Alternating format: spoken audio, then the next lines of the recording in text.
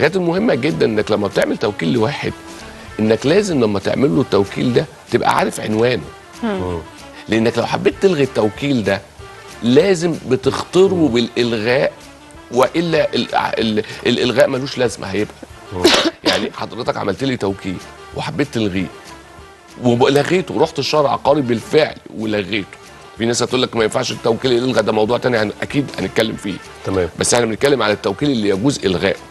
حضرتك رحت عملت لي توكيل وعايز تلغيه، خلاص اتخانقنا انا وانت الوكاله اختلفنا على شيء معين فعايز الغي التوكيل، عايز تلغي، هتروح الشهر العقاري تطلق تقول لهم ادوني التوكيل. ولازم برضو الناس برضو نقول لها والنبي اللي يعمل توكيل يخلي صوره منه، لانه بعد كده لو حب يروح الشهر العقاري هينسى يومه وهينسى رقمه وهينسى تاريخه، فهيتعب قوي. فانت النهارده يوم ما بتعمل توكيل خلي معاك صوره قبل ما تديها للمحامي.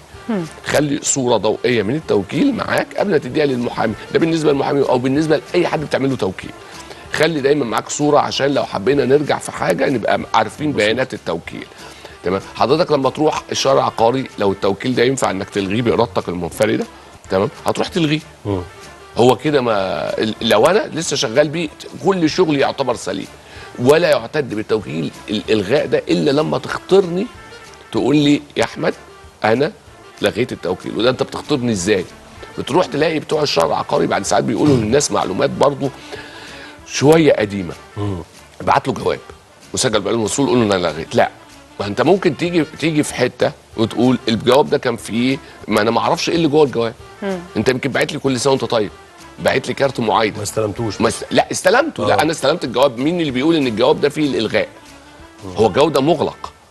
مين؟ فاحسن حاجه في الحاجات دي نعمل انذار بالغاء الوكاله، انذار رسمي بالغاء الوكاله. ده من المحكمه؟ من المحكمه. بتروح تعمل انذار رسمي، تاخد التوكيل بتاعك وتعمل انذار رسمي بالغاء الوكاله. عايز تبعت جواب مع الانذار ابعت زي ما انت عايز، بس انا بقول ان الانذار ده اكثر ضمانه انك تبعت انذار للشخص وتقول له انا الغيت.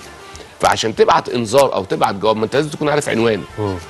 في ناس في المكاتب المحاماه تعمل ايه؟ يقول له ايه؟ حط احمد فوزي وحط معاه 5 6 محامين من مكتبه.